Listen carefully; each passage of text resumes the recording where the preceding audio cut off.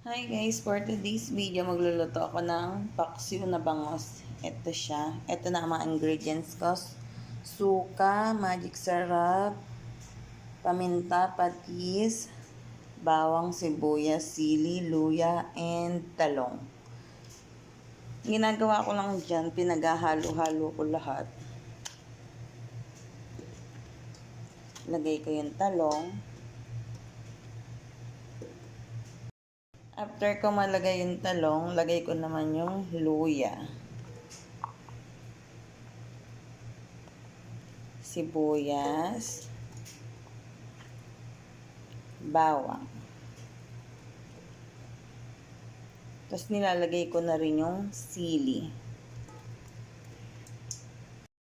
Lagay na ako ng paminta.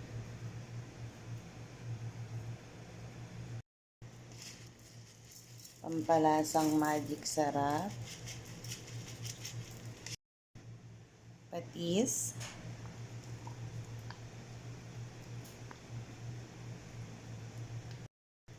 Suka.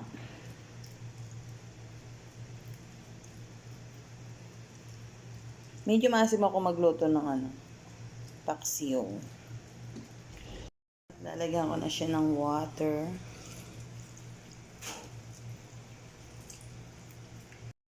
Ayan, nasigang ko na.